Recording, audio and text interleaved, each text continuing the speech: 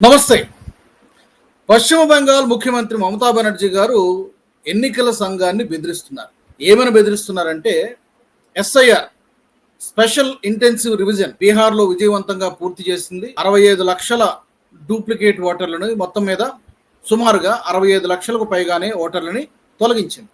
రకరకాల కారణాలతో చనిపోయిన వాళ్ళు ఉన్నారు, పర్మనెంట్లీ షిఫ్టెడ్ వేరే స్టేట్స్కి కారణంతో కొన్ని ఓట్లను తొలగించారు, డూప్లికేట్ ఓట్లు కొన్ని ఉన్నాయి. రకరకాల కారణాలతో బీహార్లో సుమారుగా 65 లక్షలకు పైగానే ఓట్లని తొలగించారు అప్రాక్సిమేట్. ఇప్పుడు అంతకంటే పెద్ద రాష్ట్రమైనటువంటి పశ్చిమ బెంగాల్ ఒక్కటే కాదు, దేశం మొత్తం కూడా అన్ని రాష్ట్రాల్లో ఎస్ఐఆర్ స్పెషల్ ఇంటెన్సివ్ రివిజన్ జరిగి తీరాల్సిందే. దీనికి సుప్రీంకోర్టు కూడా అడ్డు చెప్పడానికి లేదు.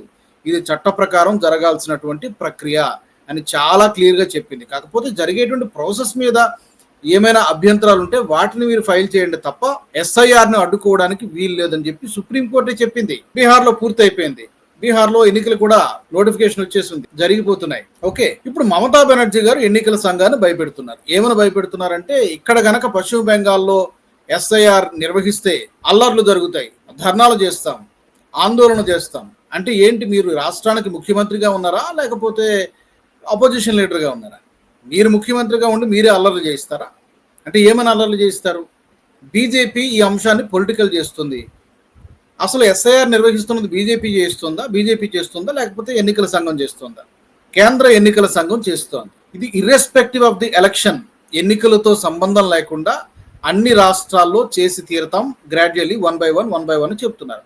దీని ముఖ్య ఉద్దేశం ఏంటి?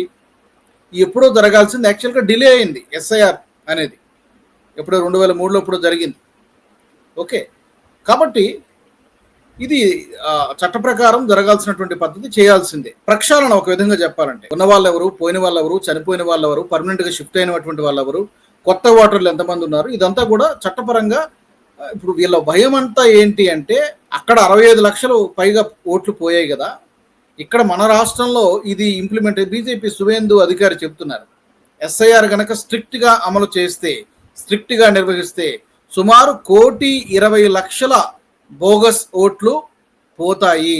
అతను ఇంకో మాట కూడా చెప్తున్నాడు. గత ఎన్నికల్లో టీఎంసీకి ఏమో 2,75,00,000 ఓట్లు వచ్చాయి, మాకేమో బీజేపీకి 2,33,00,000 ఓట్లు వచ్చాయి. కేవలం డిఫరెన్స్ 22 లక్షల ఓట్లు తేడా మాత్రమే ఉంది. కాబట్టి ఈ బోగస్ ఓట్లు అయితే ఏవైతే ఏరి పారేస్తే గనక రాబోయే అంటే వచ్చే సంవత్సరం జరగబోయే ఎన్నికల్లో బీజేపీనే గెలుస్తుంది. అందుకే మమతా బెనర్జీ అంతగా భయపడుతున్నారు అని బీజేపీ అంటారు.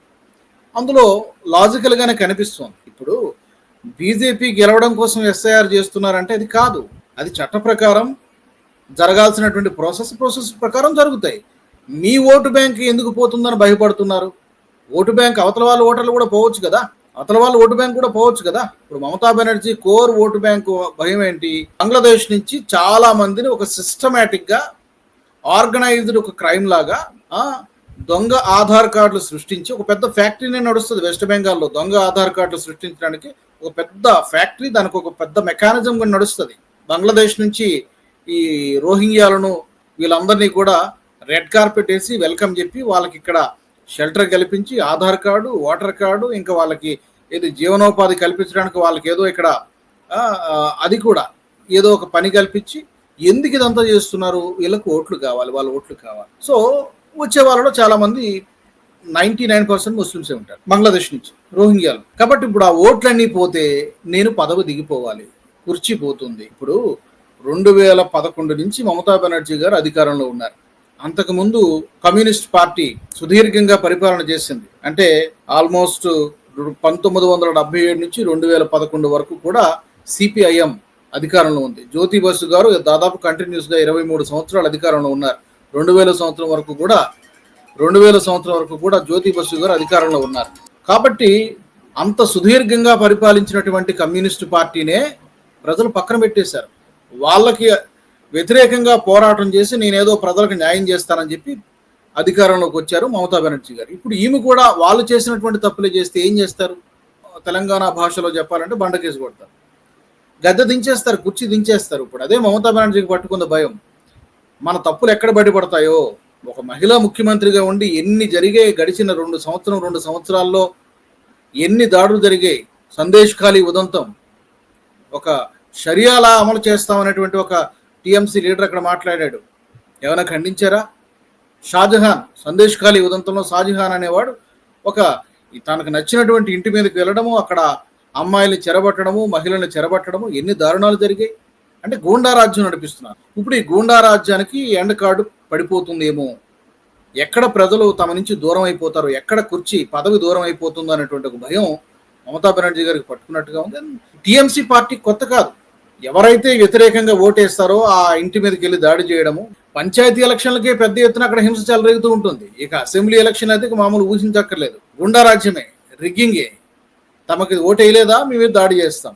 సో అంత ఏమంటారు, ఒక కాన్స్టిట్యూషన్ అనేది ఉండదు, ఒక చట్టం అనేది ఉండదు. ఇక్కడ మాదే రాజ్యం, మాదే చట్టం, నేను చెప్పిందే జరగాలి, నేను చెప్పిందే వేదం, నేను చెప్పిందే శాసనం, అట్లా ఉంటుంది. ఒకప్పుడు బీహార్ ఎలా ఉండేదో, ఒకప్పుడు, ఇప్పుడు కాదు.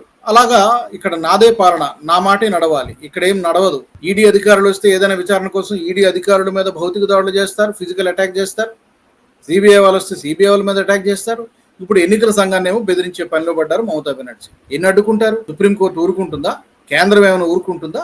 అది వాళ్ళ బాధ్యత, వాళ్ళ డ్యూటీ, చేయనివ్వాలి. మీకెందుకు భయం? జరిగే ప్రాసెస్ లో మీకేమైనా చట్ట విరుద్ధంగా ఏమైనా జరుగుతుంది అనిపిస్తే కోర్టులు ఉన్నాయి, కోర్టులు కంప్లైంట్ చేయండి. ఆ పని చేయకుండా మేము రాష్ట్రం అగ్నిగుండం అవుతుంది, నువ్వు ముఖ్యమంత్రిగా ఉన్నావా లేకపోతే అపోజిషన్ లీడర్గా ఉన్నావా, ఎవరిని భయపిస్తున్నారు, భయపెడుతున్నారు? పశ్చిమ బెంగాల్ ఎటుపోతోంది, అధికారం కోసం ఎంతకైనా తెగిస్తారా, ఎంతకైనా దిగజారుతారా అనేటువంటి క్వశ్చన్స్ కొన్ని రాష్ట్రాలను చూస్తే అనిపిస్తుంది. అందులోనూ ఒక మహిళా ముఖ్యమంత్రిగా ఉన్నప్పుడు అట్లీస్ట్ ఎంతో కొంత సాఫ్ట్ కార్నర్, అట్లీస్ట్ మహిళలకైనా కొంత న్యాయం జరుగుతుందని మనం అనుకుంటాం. కానీ అక్కడ ఆర్జీకర్ కేసు దగ్గర నుంచి ఆ తర్వాత జరిగిన తర్వాత ఒక లా స్టూడెంట్ని కూడా ఒక సామూహిక అత్యాచారం జరగడము, ఇవి మీడియాలో రిపోర్ట్ అయినటువంటి వాటిని గురించి నేను చెప్తున్నాను. ఈ రిపోర్ట్ కానివి చాలా జరుగుతున్నాయి, అక్కడ చాలా జరుగుతున్నాయి. చాలా చాలా సిగ్గుచేటు. ఒక మహిళా చీఫ్ మినిస్టర్గా ఉన్నటువంటి రాష్ట్రంలో ఇన్ని అన్యాయాలు, ఇన్ని దారుణాలు, ఇన్ని రేపులు, ఇన్ని మర్డర్లు జరుగుతూ ఉంటే, ఇంత హింస జరుగుతూ ఉంటే ప్రజలు ఎంతకాలం భరిస్తారు? ఎక్కడైతే అణచివేత ఉందో అక్కడ ఏదో ఒక రోజున ఉద్యమం మొదలవుతుంది. ఒకప్పుడు మమతా బెనర్జీ పాత రోజులను గుర్తు తెచ్చుకోవాలి. ఏ కారణాలు అయితే చెప్పి, ఏ కారణాలతో అయితే కమ్యూనిస్ట్ పార్టీని గద్దె దించేసి ఈమె పవర్లోకి వచ్చారు, ఇప్పుడు అదే తప్పుల్ని మమతా బెనర్జీ కూడా చేస్తున్నారు. పులిస్ వారీలాగా ఒక కమ్యూనిటీని మైనారిటీ అపీజ్మెంట్ కోసం ఒక వర్గాన్ని తన భుజాన్ని మీద ఎక్కించుకొని వాళ్ళు చెప్పిందే వేదం, వాళ్ళు లేకపోతే నేను గద్దె దిగిపోతానటువంటి ఒక భయమా, లేకపోతే ఇంకా లూప్ లో వాళ్ళు చెప్పినట్టు చేయాల్సిందనేటువంటి వేరే ఆప్షన్ లేక మమతా బెనర్జీలో బిహేవ్ చేస్తున్నాడో తెలియదు. వచ్చే సంవత్సరం లోపు పశ్చిమ బెంగాల్లో పరిస్థితులు ఎలా మారుతాయో చూడాలి. మరి మీరు కూడా మీ అభిప్రాయాన్ని తెలియజేయండి. రాబోయే సంవత్సరం జరగబోయేటువంటి ఎన్నికల్లో మమతా బెనర్జీకి మరొక ఛాన్స్ ఇవ్వాలా, లేకపోతే చాలా ఇప్పటికే 3 సార్లు పరిపాలించారు కాబట్టి ఇక ఆమె పరిపాలన చాలా అనుకోవాలా? పరిపాలన తీరు ఎలా ఉందని మీరు అనుకుంటున్నారు? తప్పకుండా కామెంట్స్లో పెట్టండి. మరొక అంశంతో మరొక వీడియోలో మళ్ళీ మనం కలుసుకుందాం. జై హింద్. ఈ వీడియో మీకు నచ్చినట్టయితే లైక్ చేయండి, 10 మందికి షేర్ చేయండి. అలాగే కామెంట్ల రూపంలో మీ అభిప్రాయాలను మాతో పంచుకోండి. Nationalist hub group of channels ను సబ్స్క్రైబ్ చేసుకుని తెలుగునాట జాతీయవాద జర్నలిజాన్ని ప్రోత్సహించండి. ఈ వీడియో కింద ఉన్న బెల్ ఐకాన్ పై క్లిక్ చేయడం మర్చిపోవద్దు.